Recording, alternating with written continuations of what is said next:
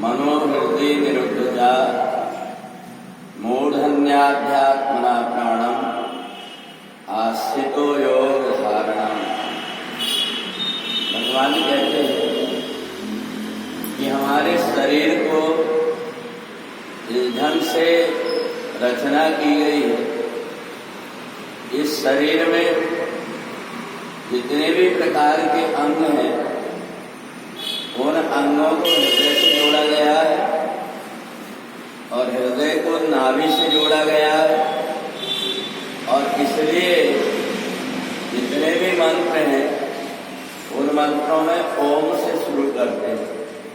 जैसे हम ओम बोलते हैं तो हमारे शरीर के अंदर जो वायु जाती है, वो जितनी भी प्रकार की छोटी छोटी कोशिकाएं हैं, उन कोशिकाओं को जागृत कर देती है। और इसलिए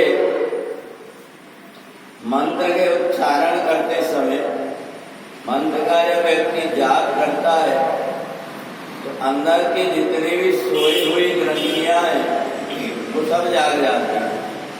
और केवल ओम एकाक्षरम मंत्र, ओम का जो एक अक्षर का मंत्र है, इसी अक्षर से ही हमें अपने शरीर के अंदर की बहुत सी चीजों तक हम पहुंच नहीं पाते। और इसलिए इनको हम जागृत हुई है कि नहीं हुई है, हम कैसे जानेंगे?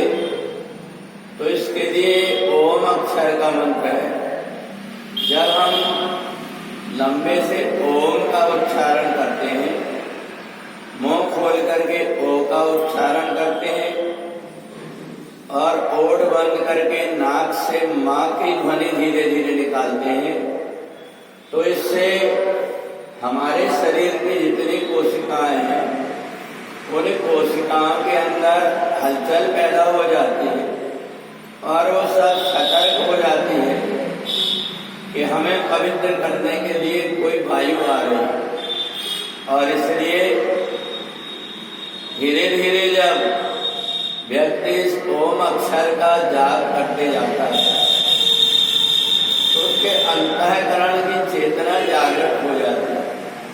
और इसलिए भगवान ने अर्जुन को जो गीता सुनाया है, इसके प्रत्येक अक्षर को भी ऐसा चुन करके बनाया है जिससे कि हम केवल गीता का श्लोक पढ़ते होने मात्र से ही उसमें एक श्लोक में कई बार ओम का उच्चारण हो जाता है।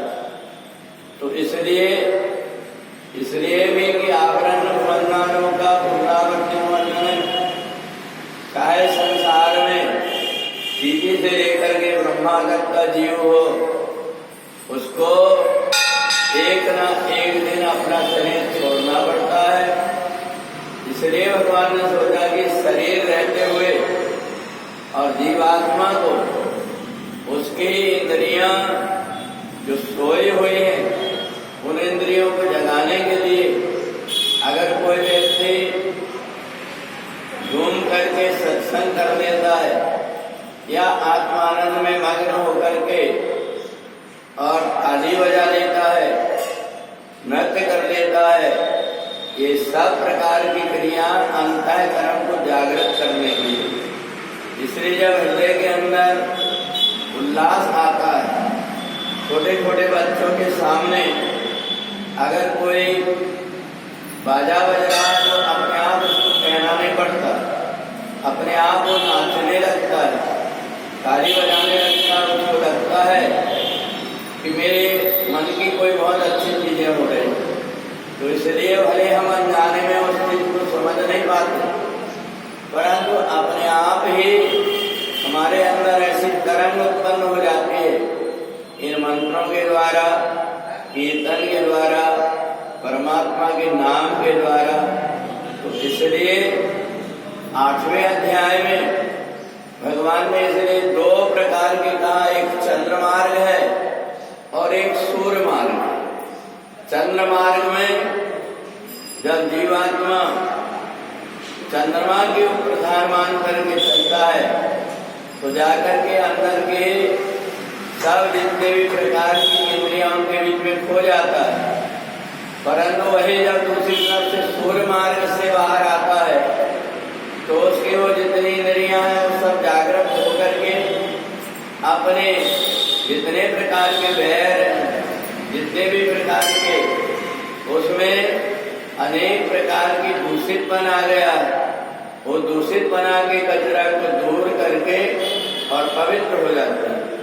इसलिए चंद्र मार्ग और सूर्य मार्ग बताया कि हमारे द्वारा कई बार नासिका से एक तरफ का स्वर चलता है, दूसरी तरफ का बंद हो जाता है, तो इसलिए ये दोनों स्वर बदल बदल करके चलने लगते हैं।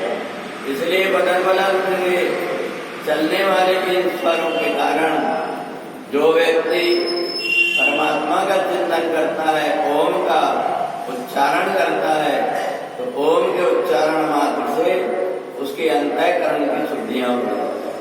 बोले वृंदावन बिहारी।